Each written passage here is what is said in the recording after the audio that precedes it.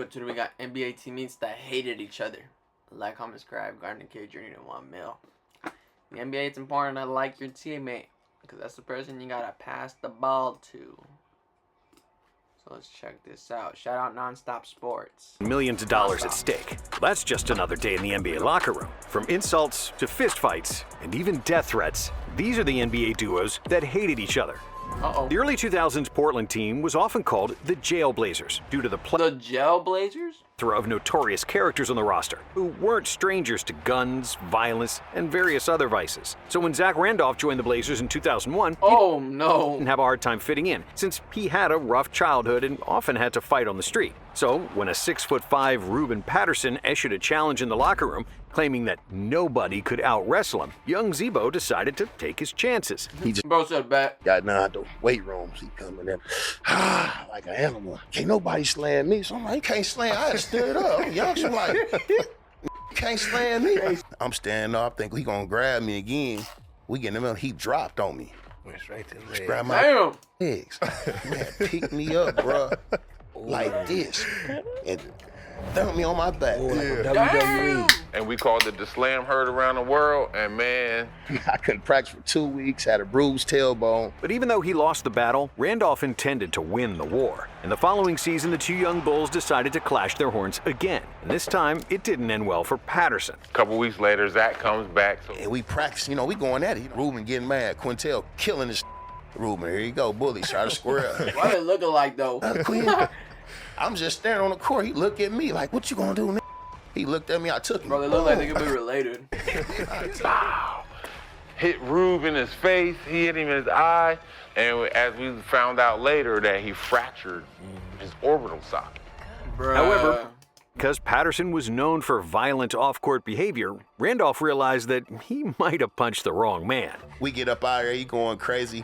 The whole team had to hold me back. He's trying to get in the locker room. Like 6 dudes had to hold you back. They said so. They couldn't get home, so they rushing us out of there. Shower at home. Take all your practice, you and Q, y'all get the out of here, dog. We leaving. They scared. They run in the back. Man, y'all better go. He going crazy, man. He trying to get back here. Randolph got so scared that he decided to hide for the next couple of days at a teammate's house, afraid that Patterson would pull up to his home and shoot him. In the end, Randolph was fined $100,000, suspended for 2 games, and apologized to Patterson, even though the apology was never accepted. Somehow, the two managed to coexist for the next couple of seasons until Patterson got traded to Denver. But when it comes to big fights between former teammates, in the 90s, there wasn't a bigger one than the brawl between Larry Johnson and Alonzo Mourning during the 1998 NBA playoffs, when poor Jeff Van Gundy almost got I remember this. killed while trying to stop the fight. However, the beef between Alonzo Mourning and Larry Johnson started several years earlier, when they were both playing for the Charlotte Hornets. What the Charlotte's fuck? luck in the lottery enabled him to pick Johnson with the first overall pick in the 1991 draft, and center Alonzo Mourning with the second pick overall in '92. Johnson got there How they hate each other. first. He won Rookie of the Year, opposed to Mourning, and he believed that he was the top dog on the young Hornets team. And the Hornets thought so too, because in 1993 they signed him to a 12-year, $84 million deal, which at the time was the most lucrative contract in NBA history. And that rubbed Alonzo the wrong way, because he That's way too long. figured there wouldn't be enough money for him. You paid Larry Johnson all this damn money, and now you won't pay me? Zoe said to the Hornets management. Even though he stayed on the team for 2 more years, money and the struggle for domination were always a thorn in their relationship. By the end of '96, both of them were out of Charlotte, and they hated each other's guts ever since, often clashing on the court whenever they had the chance. And just like that Charlotte duo, Michael Jordan's relationship with Kwame Brown started great after Jordan famously selected Brown with the first overall pick in the 2001 NBA draft while he was the general manager for the Wizards. But then Jordan unretired and became Brown's teammate, and that's when the trouble began. No way. He and the icon were friendly at first, with MJ showing him the lifestyle of an NBA superstar. But when the training camp started, they played one-on-one and Kwame dared to talk a little trash to MJ. That didn't end well. Jordan completely flipped the script, transforming from a supportive big brother into a mean old man. And from that moment on, Jordan started mocking and humiliating Brown in front of his teammates and the media. He was trying to break him down in order for Michael was doing it wrong. him to grow stronger. But Kwame's confidence was gone, and he never got it back. Michael has never brought me to tears. Did he upset me a lot? Yeah. I mean, he's a competitor. Brown has hated Jordan ever since, in a beef that's still ongoing to this day. But if there's any former Jordan teammate who hates MJ more than Kwame, it's Scottie Pippen. After No way. Scottie Pippen hates him? Jordan retired from the Bulls in 1998, Scottie was looking for a team where he could earn the most money, along with the opportunity to finally become the alpha dog. He ultimately decided to join the Rockets, where Charles Barkley gave up a fat chunk of his salary for Houston to be able to sign Scottie. We got a nice little nucleus, but we need a star to push us to that next level. You know, a guy like a Scottie Pippen is the perfect guy. The Rockets had great expectations with Pippen, but How old was Scottie at Chemistry- the time, though? with Barkley on and off the floor evaporated before the 1999 season even started. Pippen wanted to prove that he was the man and take the most shots since he was a six-time champion, and Sir Charles wasn't too happy about that. So Well, that's Charles's team, so obviously he's not going to be happy. often clashed, and so the Rockets never really got it going, getting bounced out of the playoffs in the first round, and Barkley called out Scottie for an underwhelming performance because Scottie took the most shots but shot just 33% for the whole series. Oh, We no. were a little bit older. I thought I was joining a super team to some degree, but it just didn't work out. After departing Houston, Pippen didn't hold back, criticizing Barkley's work ethic and commitment. I wouldn't give Charles Barkley an apology at gunpoint. He can never expect an apology from me. If anything, he owed me an apology for coming to play with his sorry pet, but Oh, he said he owes me an apology for coming to play with this sorry. Barkley, in his typical fashion, was quick to respond.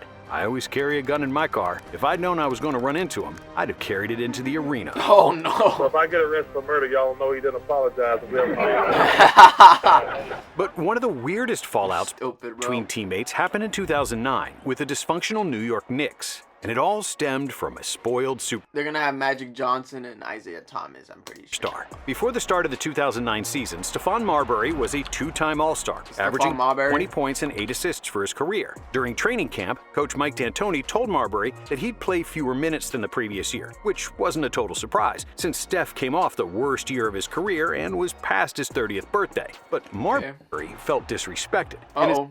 instead of trying to prove his coach wrong by playing harder, he did the complete opposite, deciding not to play at all. Stephon Oh, Marbury you're suspended stupid. today by the New York Knicks for one game for allegedly refusing to play on Wednesday You didn't want to play? All right, well, guess what? You're cut. night. With Marbury on strike, the Knicks management was outraged. But with his big contract, they couldn't trade him anywhere. Oh, they couldn't trade When him? the season started and Marbury was still watching from the sidelines, someone had to step up and say something. And that someone was Quentin Richardson. I would have said something too, bro. Regardless You of gotta do something. what you've got going on with the organization or what you have going on with your We coach, expect you to be out Sure. there as a teammate. whatever, you're not going to allow your teammates to be left out there You see, exactly. the way we were basically being left out there. This is directed at us regardless if you're trying to stick it to whoever you're trying to stick it to. At the end of the day, we're shorthanded. People are hurt. But I don't pay attention to Stephon because I don't look at him as a teammate anyway. Oh, Even being called out by a teammate didn't change his mind. And with Marbury still refusing to play, the situation turned into a deadlock. It was eventually resolved through a buyout after nearly 5 months of drama, with Marbury joining the Celtics, where he would What? play the final season of his NBA career. Now, the next two Tough. teammates were part of some of the most beautiful plays in NBA history. But after Ray Allen and Rajon Rondo won the 2008 championship with the Celtics, Allen met up with Michael Jordan, who gave him a reality check. what? You guys got lucky. Winning 1 is lucky. Winning 2, now you would be doing something. The major problem you're going to have to worry about is your role players not wanting to play their roles anymore. They go home after the season, and everybody tells them how great they are, and it goes to their heads. Oh, no. They come back and want more minutes and more shots. Michael's too honest. Not surprisingly, Bro's too honest. Jordan was right. He In the is 2009 honest. season, Rondo, Kendrick Perkins, and Big Baby Davis Yeah, I demanded thought they were the stars. larger roles, which was Yep. detrimental to team chemistry. Allen felt that Rondo, eager to become the team leader, was altering the dynamic that had worked so well for the Celtics in 2008. During the 2009 season, Allen was told he and Rondo were being traded to the Phoenix Suns. And when Allen passed this information to Rondo, he didn't take it well. The deal never ended up happening. Uh-oh. Rondo accused Allen of being the reason the two were gonna get traded. Things got What?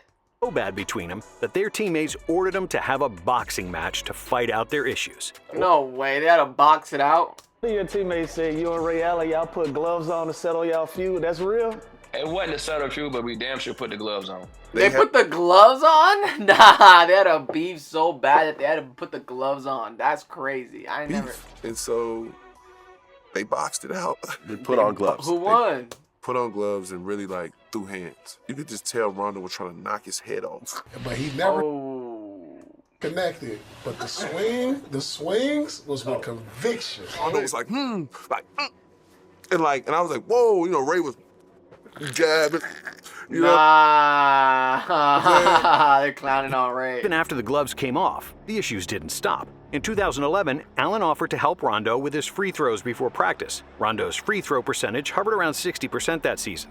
So Allen thought improving that shot of his could be a big boost for the team. But Rondo said, you ain't helping me with shit. Didn't like that one bit. Rondo didn't say a word, but the look on his face said enough. I don't need your help. I walked away and never offered to work with him again. I can't help somebody who doesn't want to help himself. Damn, In bro. 2012, Why does everybody hate Ray Allen, bro? the Chill.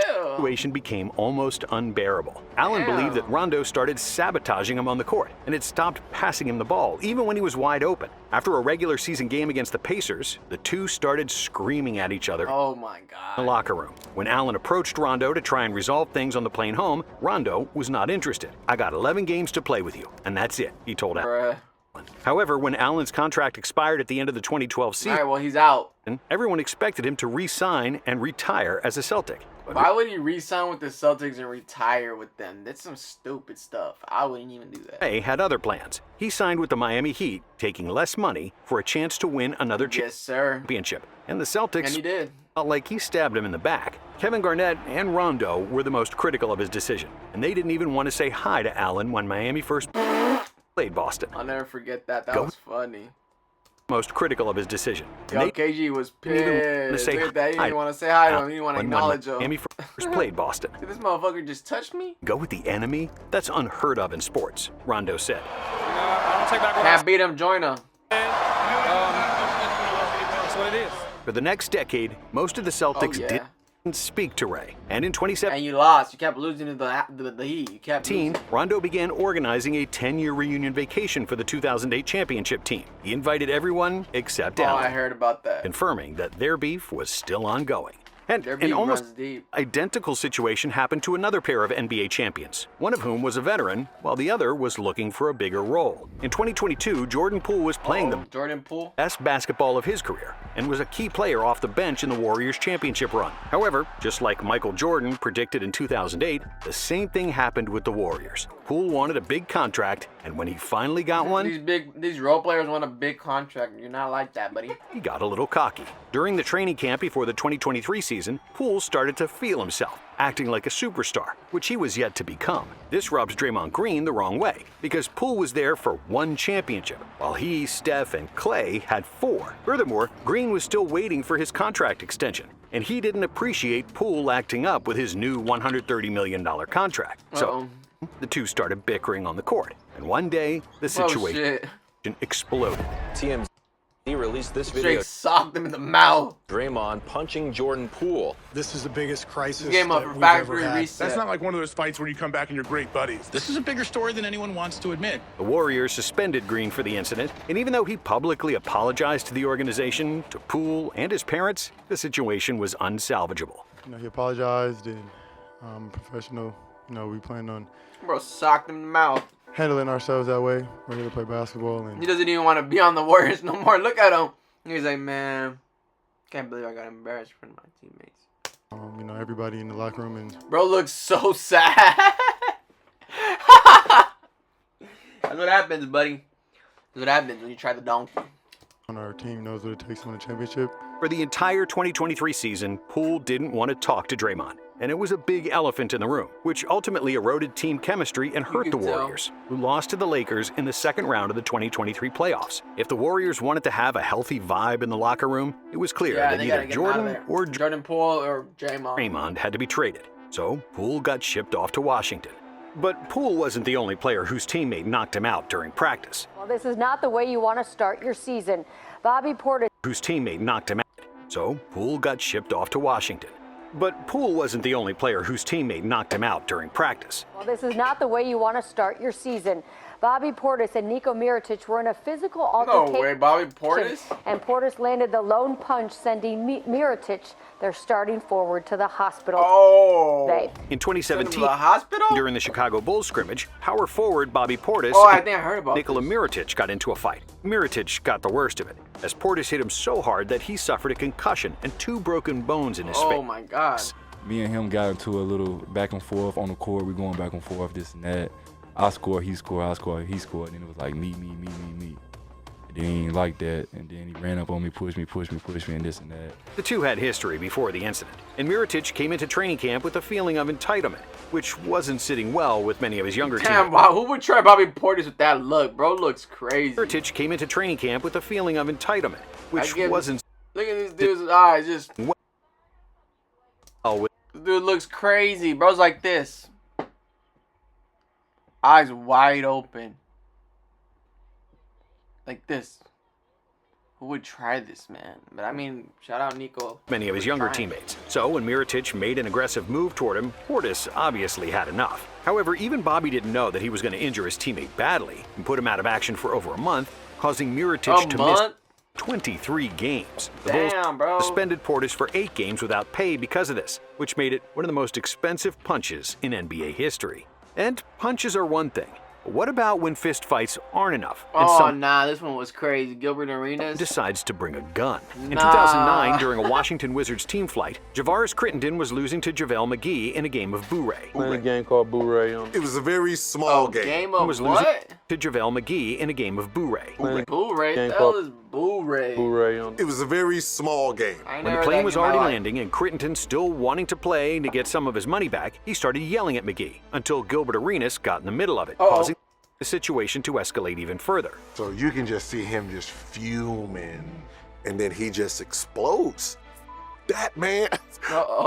If you shoot up my car, I'm gonna shoot you in them bum knees you got. I was like, it's already bad. What do I get for? I'm gonna shoot you in your good knee. My good knee. You done took it too far. You keep talking about fighting, like I play with guns. Nah, Kwame, you need to chill. Wherever this guy is, bro, you better ask about me. Damn, chill out, bro. Chill out, my guy. You're in the NBA. You made it. You made it. Insults soon turned into death threats, and the next day, Arenas came into the locker room with 4 guns, asking Javaris which one came in with 4 guns. Should use to shoot him. I want to see you do it. I'll bring you the guns. I'll bring you the guns. I'll bring you the guns. Nah, Gilbert is different, bro. Said, you want to shoot me? Well, guess what? I'm going to bring you the guns. You pick one and you shoot me with it. How about that one? He said, I'll bring you 4 of them. Pick one. Nah, this dude's different. I'm pretty sure you can't afford. That's some shit I do. Bring you the guns. He said, I'm going to bring you the guns. And you're going to pick one. And you're going to shoot me with it like how you were saying. Nah, that's some shit I do. And I want to see you shoot me. That's some goat shit. Like, come on, bro. Gilbert Arenas, that's some goat shit.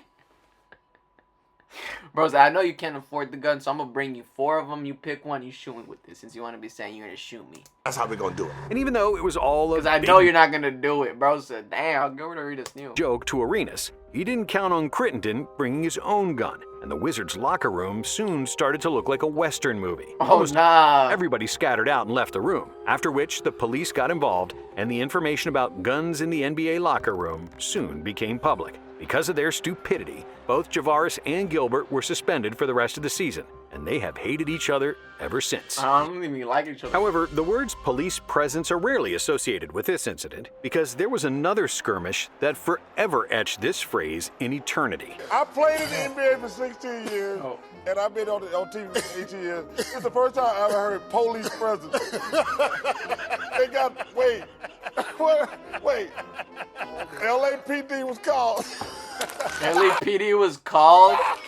See, these two, man. Come on, man. Nobody laughing. In 2018, during They're all laughing because LAPD was called over a fucking dispute. Paul's first visit to Los Angeles for a game against the Clippers, a team he used to play for, there was a lot of animosity. The Clippers players kept trash-talking Paul the entire game, after which the infamous meetup between the two teams happened in a secret tunnel that led to the Clippers' locker room. Well, shit, wait, what? It was an emotional, chippy game, and it did spill over into the hallway. The team No is way. gone. They've all headed to the bus. Actually, outside of their team bus, there is a police presence just to make sure that nothing else develops or escalates. And it wasn't a big surprise, since nobody on the Clippers really liked Paul, especially Blake Griffin. When CP3 got traded to the Clippers in 2011, the relationship he had with Griffin was great, and the duo was all smiles during press conferences. Make the Blake face.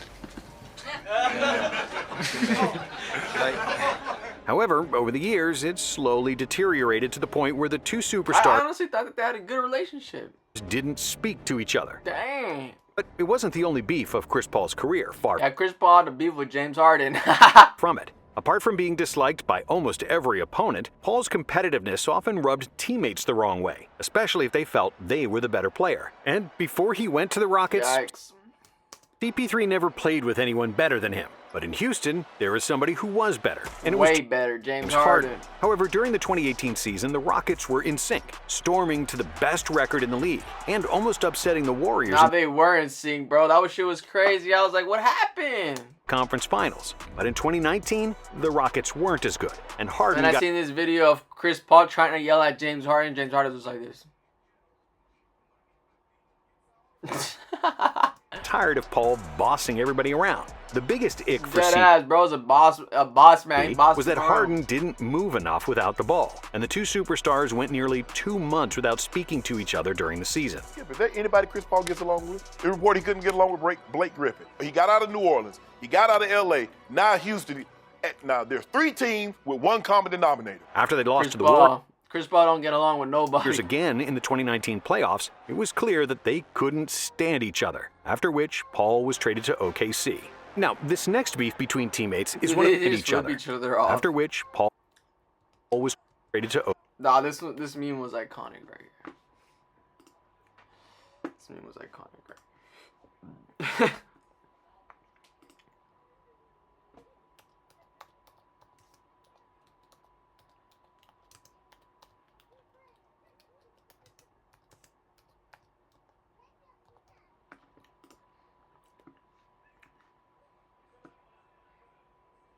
Oh, look at this, look at this, look at this.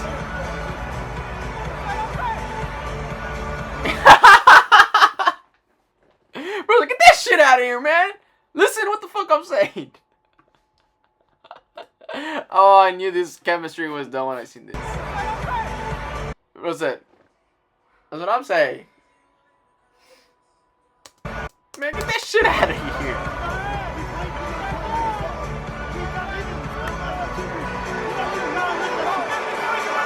I knew their chemistry was done when I seen this.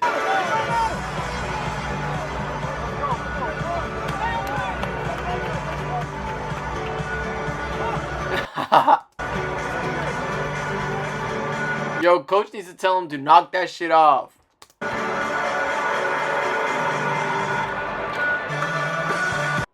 that was funny, bro. Here we go. KC. Now, this next beef between teammates is one of the most famous in NBA history, and it included Nah, I don't think they had beef. Shaq and Kobe, I don't think they really had beef. Maybe. fights, Everybody said they insults, do. and media slander. The relationship between Kobe and Shaq started off well when they both joined the Lakers in 1996, and O'Neal liked the hard-nosed, brash kid from Philly, and he was the first to embrace Bryant after he shot 4 air balls in the 97 playoffs. But in the 98 offseason, as the media pressure was mounting, Shaq was starting to lose his patience with Kobe, who wasn't all that impressed with O'Neal. The dynamic duo would get into a shouting match during a pickup game, and after a round of trash talking, Shaq slapped Kobe across the face. Oh, I heard what happened too was Kobe would practice a lot, and it took time for Kobe to develop. So Kobe kind of got jealous of Shaq, because Shaq wouldn't practice, and Shaq was just always good. He's just automatically good because he's a big dude, 7'3", something 200 some pounds.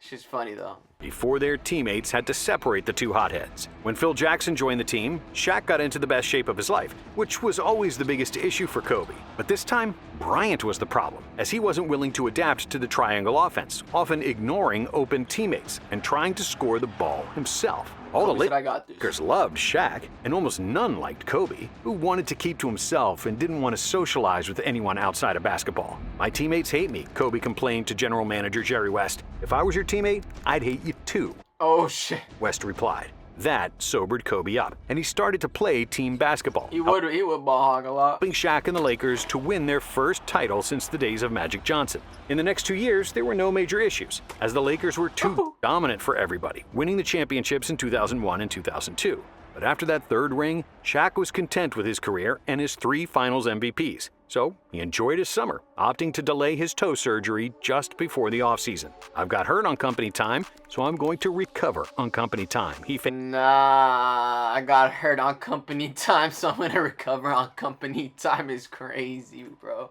So sad. And Bryant was furious that he was Respect, I so guess. unprofessional and that he had gained weight. That's some dumb stuff. After that, Kobe went on a scoring tear He without did go on a run. Shaq and didn't want to become the number 2 option once O'Neal returned to court. So the two started constantly fighting in the locker room and over the media. But that was nothing compared to all the drama from the 2004 season, with Kobe going through a trial that could have gotten R.I.P. Kobe. him incarcerated and ended his career. He never heard from Shaq, who said that the whole team was present at training camp, despite Bryant's absence. Kobe then accused O'Neal of paying off women with whom he had affairs outside of marriage, which further infuriated Shaq, as well as the other Lakers. And even though Phil ordered him to stop insulting each other through the media, on the very next day, Bryant had an interview with Jim Gray, in which he called Shaq fat and lazy.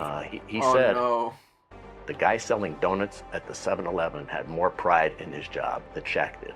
Oh, shit. This was the same interview that he had gone public calling him fat and lazy, and that he had surgery on the organization's time, and he would do it on company time instead of his time. After that, the beef reached a crescendo, and Kobe and Shaq would have had another fist fight if it wasn't for teammates who nipped it in the bud. However, because of all this drama and their lack of team chemistry, the Lakers lost to the Detroit Pistons in the NBA Finals. That's crazy. Subsequently, Phil Jackson got fired and Shaq got traded to Miami. Because of their beef and the personal things Kobe said about his marriage, Shaq wouldn't even acknowledge Kobe when he first played against the Lakers. And while the beef with Shaq wouldn't even acknowledge Kobe when he first played against the Lakers. And while the beef with Shaq was the most prominent feud of Kobe's career, he had plenty of teammates with whom he didn't see eye to eye. Bryant hated Karl Malone when the mailman joined the Lakers in 2004. I think everybody hates Karl Malone.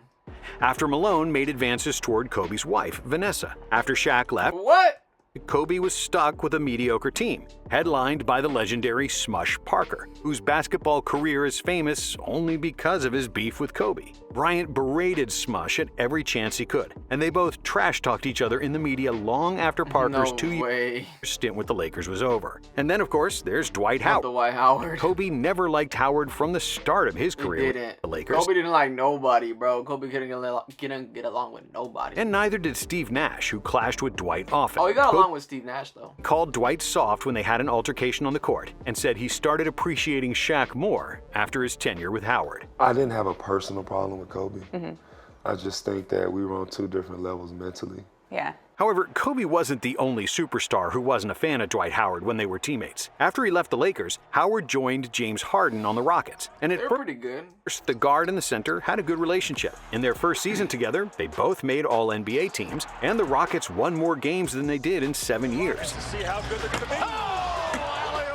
But towards the end of their 3-year tenure, the situation became unbearable, and the two future Hall of Famers weren't on speaking terms. I don't think me and James was close, and I don't know what happened. When a new player joined the Rockets, they supposedly had to join camps, as people who were good with Dwight weren't friendly with James. Oh no. And vice versa. There were never big confrontations between Howard and Harden, no fistfights or even media jabs. The beef between James and Dwight was always passive-aggressive, even on the court, where Harden refused to pass the ball to Howard, and then claimed that he didn't see him. On the other hand, Howard was intentionally setting bad screens for Harden in order for James to get hit by the opposing center. Even though those claims were never proven, when there's smoke, there's usually fire, and it was painfully clear that their relationship had run its course after the 2016 season.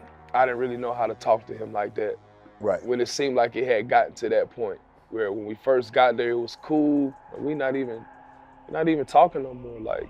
And this next player didn't wait to get traded after fallout with a teammate. He did something this was crazy. No other player had ever done, organizing a press conference within an hour of it happening and saying that he wants to get the hell out of there. That you were loud, emotional, passionate, we like to say, targeting teammates like Karl Anthony Towns and Andrew I heard Wiggins, about that.